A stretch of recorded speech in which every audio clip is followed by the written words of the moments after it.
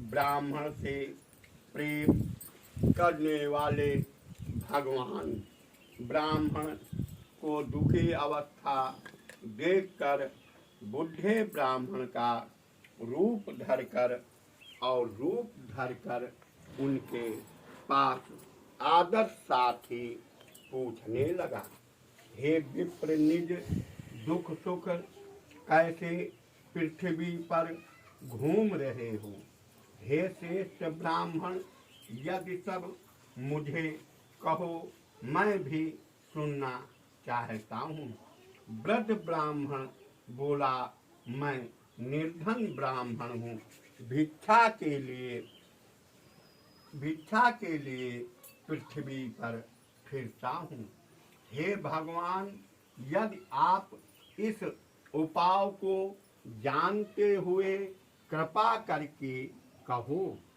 वृद्ध ब्राह्मण ने बोले कि सत्यनारायण भगवान मानव से फल देने वाले हैं। इनका पूजन चंदन बंदन जिस करने से मनुष्य के सभी दुखों से मुक्त होकर ब्राह्मण को व्रत का सारा विधान बतलाकर और बूढ़े ब्राह्मण का रूप धरकर सत्यनारायण भगवान प्रकट हुए और कहा, जिस व्रत को वृद्ध ब्राह्मण ने बतलाया था, मैं उस व्रत को करूँगा। यह निश्चल और संकल्प लिया और रात हो गई, गहरी नींद में सो गए। सुबह उठकर भगवान का प्रणाम किया और सत्यनारायण भगवान का व्रत का संकल्प भिक्षा के लिए चल पड़ा। उस दिन उसको भिक्षा में धन बहुत मिला। बौद्ध के साथ ही उसने सत्यनारायण भगवान का व्रत किया। उस व्रत करने से वह विप्र सभी दुखों से छूटकर इस प्रकार की संपन्नता से मुक्त हुआ। उस समय वह विप्र हर महीने पूर्णमासी, अमावस्या, दशहरा, मकर संक्रांत, दीपावली और होलिका,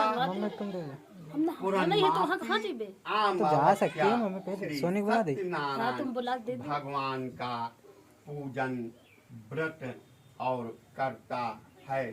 वह सभी पापों से छूटकर मोक्ष को प्राप्ति होती है। आगे जो पृथ्वी पर सत्यनारायण भगवान का व्रत करता है, मनुष्य सभी दुखों से छूटकर इस तुरंत नारद जी ने नारायण संसार माया रूपी नाना प्रकार के सुखों को देख कर और सत्यनारायण भगवान की कृपा है। आज जो कुछ आप देख रहे हो, हृदय में आपके बारंबार सत्यनारायण भगवान का नाम लिखर रहा है। यह सब सत्य भगवान की कृपा से सब नाना प्रकार के संपन्न से साधु जी बोले, हे मुनियों, जिसने इस व्रत को किया गया है वह मैं सुनना चाहता हूँ। एक समय विप्र धन ऐसे अनुकूल और बौद्ध के साथ ही व्रत करने की उत्तेजना हुई। उस समय एक लकड़ी का बोझ बूढ़ा आदमी और आए बाहर लकड़ियों को रखकर विप्र राजा के मकान में गया हुआ। प्यास से दुखी होकर लकड़हारा ने उनको व्रत करते हुए देखकर विनती के साथ ही नमस्कार करने लगे कि आप यदि क्या कर रहे हो और इस करने से कैसे फल की प्राप्ति मिलेगी और कृपा करके मुझे भी कहो। वृद्ध ब्राह्मण ने कहा, सभी मनोकामनाओं को पूर्ण करने वाले सत्यनारायण भगवान हैं।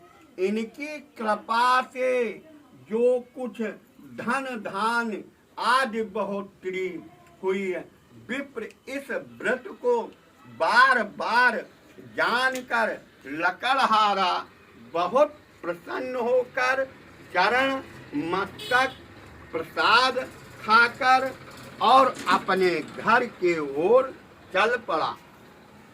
लकड़हारा ने अपने मन में ऐसा विचार और संकल्प किया कि ग्रामीण में लकड़ियों को बेचकर जो भी धन मिलेगा उससे सत्यनारायण भगवान का उत्तम व्रत करूंगा। यह मन में विचार करके बुढ़ा आदमी लकड़ियों को अपने सिर पर रख कर और जिस नगर में धन धाम आदि से और धनी राज्य होता था उस राज्य में जाता था। लकड़ियों को बेचकर पहले दिन से चौगुना धन मिला। तब वह बुढ़ा लकड़हारा धाम लेकर इतना प्रसन्न होकर केले के पत्ते, आम के पत्ते, फल फूट आदि,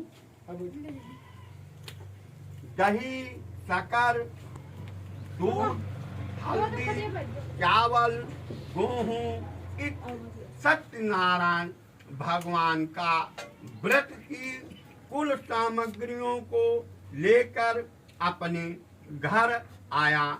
फिर उसने भाइयों को, भौजाइयों को, माता पिता को, फूफा फूफी को, सभी को और अपने अगल बगल लोगों से कहा, सत्यनारायण भगवान का आज कथा है, सभी लोग आने का आवश्यक जरूरी है। उस व्रत के प्रभाव से वह बुढ़ा लकड़हारा धन पुत्र आदि से मुक्त होकर संसार के एक सामान दुखों को भोग कर वैकुंठ धाम को प्राप्ति हुई। बोलो सत्यनारायण भगवान की जय। वो